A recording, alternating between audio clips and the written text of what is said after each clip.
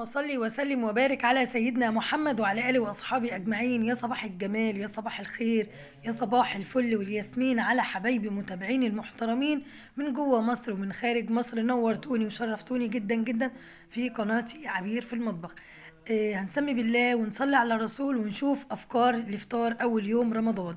معانا حاجات سهلة وبسيطة وبأقل الإمكانيات وأقل التكاليف، هنعمل أحلى وأجمل فطار. ولا هنعمل بقى بط ولا وز ولا الكلام ده كله ولا أي حاجة خالص. احنا جبنا وراك زي ما انتوا شايفين على العدد اللي انت عايزاه وخليناها يعني وراك مخلية، وخدنا الجزء اللي اتخلى هنعمل عليه أحلى شوربة. يعني الجزء بتاع الورك اللي احنا شلناه هنعمل عليه شوربة جميلة ممتازة. تمام، هو ده الزفر بتاعنا النهاردة. وبقيت بقى الفطار جبنا بقى كرومباية زي القمر وزي العسل زي ما انتوا شايفين كده. اللهم بارك، عايزة اقولك كرومباية عسل عسل عسل. هنيجي بقى نقطع الكرومبايه بتاعتنا كده ونحط كده حله حلوه على النار تغلي عقبال ما نقطعها. وده كده قلب الكرومبايه ابيض زي الفل زيكم يا حبايبي متابعيني الغاليين عليا جدا جدا، بحبكم في الله. ربنا يا رب يجمعنا ان شاء الله على خير، ورمضان يقربنا ورمضان يجمعنا، ورمضان شهر الخير وشهر العفو وشهر المغفرة وشهر العتق من النار. ان شاء الله رمضان يجي على خير وفي احسن صحة وفي اتم حال باذن الله. طبعا معانا ايه، كنت جايبة بقى انا دي كده كانت حبة حاجات كده مشتريات قبل رمضان، بلح وجبنا كمان قمر الدين، جبنا جوز هند، جبنا زبيب، جبنا المكسرات العادية بتاعتنا اللي احنا بنستخدمها كلنا في المطبخ، الحاجات العادية وكميات برضو على قد ايدينا، لان الموضوع يا جماعة الحاجة غالية جدا وربنا يعيننا جميعا يا رب. جبنا كده كسرنا شوية بلح زي ما انتوا شايفين، علشان طبعا اللزوم بقى ايه الخشاف نعمله كده ونفطر عليه. ايه هو الخشاف؟ بيبقى عبارة عن بلح ومشمشية وقراصية وتين.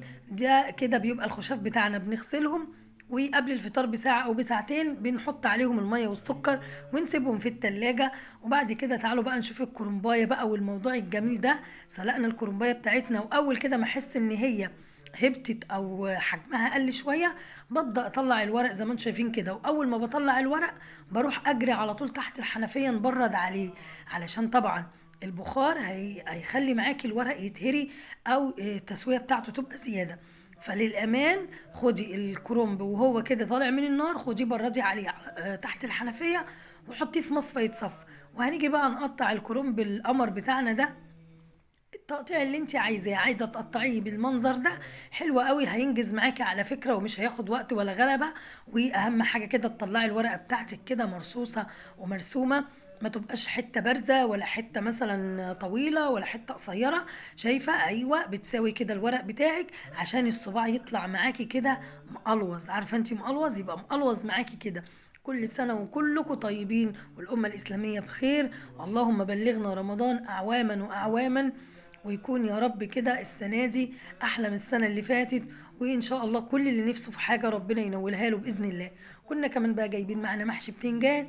ما هو المحشي يعني مشكل، يعني بتنجان بقى كرنب، اللي نفسك بقى فيه في أول يوم ده اعمليه. هنجيب كده نسمي الله. وطبعا البتنجان المخدد ده معانا وموجود الحمد لله، وكل خير ربنا موجود في السوق، سواء كرنب بتنجان فلفل بقى اللي انت عاوزاه كله ان شاء الله هتلاقيه في السوق. اول يوم ده بقى احنا لازم بقى بنديله حقه يا جماعه، لازم كده يوم يكون مميز، مميز في كل حاجه، مميز في تراويحه، في صلاته، في قرانه، في فطاره، في كل حاجه فرخره يعني. دايما كده تحسي ان الاجواء دي متركزه في ذهن ولادنا بسبب ان انت بتميزي اول يوم رمضان ده، فالولاد بيستنوه على فارغ الصبر. تمام، خلصنا كده البتنجان قورناه. تعالوا بقى عملنا كده عصاج اللحمه عشان ما اطولش عليكم الفيديو. العصاج اللحمه العادي اللي احنا بنعمله بالبصل، ونزلنا باللحمه وحطينا التوابل بتاعتنا، بهارات فلفل اسمر 7 بهارات، جوز الطيب لو عندك. وبعد كده بعد ما العصاج بتاعي برد نزلت عليه كده حوالي بربع كيلو من الجبنه الموتزاريلا. ونعمل بقى مع بعض كده نلف احلى واجمل سمبوسه. انا عارفه ان هي في ناس كتير بتغلبها وكده، بس ان شاء الله بعون الله كده امشي كده واحده واحده ولفي السمبوسه كده واحده واحده، هتلاقيها ما شاء الله مشيت معاكي كده مع نفسها. هناخد كده جزء من العصاج اللي احنا عملناه ونحطي كمان عليه حبه جبنه من موتزاريلا، ربع كيلو 8 كيلو زي ما انت عاوزه. مش عايزه تحطي جبنه موتزاريلا خالص هتبقى معاكي زي القمر، مش هتقولك اي حاجه خالص.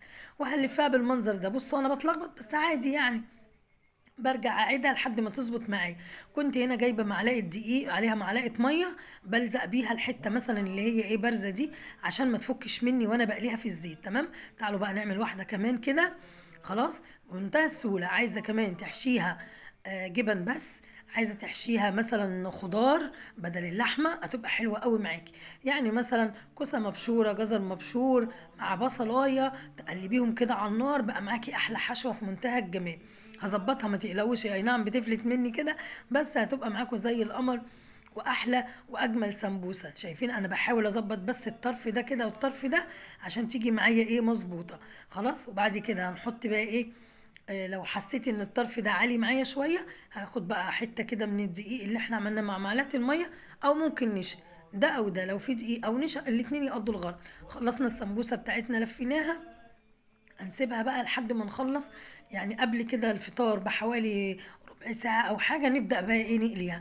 زي ما انتم شايفين كده معايا هنا الصينية، عملت أرضية كده حلوة، بصل وطماطم وبطاطس وقرن فلفل أخضر، دي عملناها كده أرضية للصينية. هنيجي بقى هنا للوراك او الحمام الكذاب ده كده. عايزه اقول لكم هو حمام كذاب، بس عايزه اقول لك والله كان طعمه جميل جدا. هحشيها ايه النهارده؟ مش هنحشيها رز، ده هنحشيها من الفريك، او لو انت حابه رز ماشي، امشي بس على نفس الخطوات واحشي الوراك الكدابه معاكي او الحمام الكداب، احشيها من الرز او الفريك، والاتنين نفس الخطوات. هنجيب بصلايه ندبلها على النار، نخليها بس تدبل، وبعد كده ننزل عليها سواء بالفريك او بالرز، وبعد كده نديها البهارات ملح وفلفل اسمر وسبع بهارات، وكل البهارات بقى كزبره، حطي بابريكا، حطي اللي نفسك فيه في الرز قبل ما تحشيه. وحشينا الورك بهذا الشكل الجميل. وبعد كده بعد ما نحشيه كده هنقفل عليه بخله من السنين. هنعمل معاكم واحد كمان، هنحط بقى حبه كده، وحاولي ما تكبسيش الورك قوي، او تكبسي يعني ما يعني على قدر المستطاع حاولي ما تكبسيش الورك معاكي قوي من الرز او الفريك، علشان ما يفرقعش معاكي في الفرن. وبعد كده هنحشي بس ايه حوالي معلقتين كده، بحيث ان احس ان هو بس ملا معايا شويه. وبعد كده نقفل عليه بخله السنان زي ما انت شايف. بقى معايا حمام كداب ده ولا لا؟ حمام كداب يا ولاد والله، هو حمام بالظبط. نجيب كمان الورك ده، نبدأ كده. أهم حاجة بس بتاع الوراك ما يقطعلكيش الجلدة بتاعت الورك، يعني وهو بيخليه حاولي تقولي له ما تقطعش الجلدة اللي من فوق دي، لأن هي دي اللي هنقفل بيها زي ما انت شايفة كده. هنقفل بيها كويس بخلة السنان، أو ممكن إيه تقفليها تحطيها على الجزء المفتوح ده كده على قاع الصينية، وتسيبيها عادي مش هتفك ولا أي حاجة. وقفلنا عليها بالمنظر ده كده.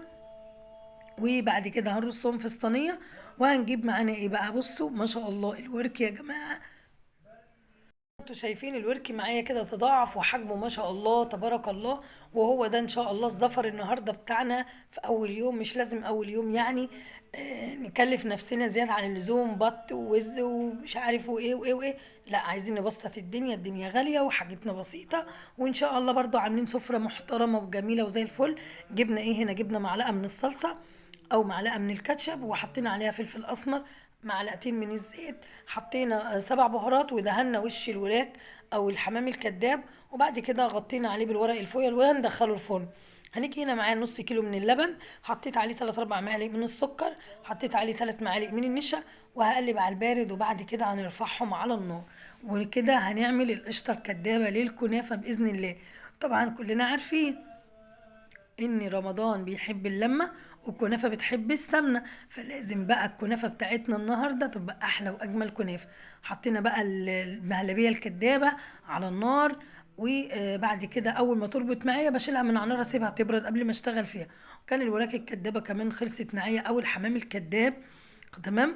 وكده عملنا الملوخيه، ودي كده زي ما انتم شايفين، وقالنا السمبوسه، وعملنا الكنافه. ودي كده سفرتنا اول يوم رمضان، وكل سنه وانتم طيبين.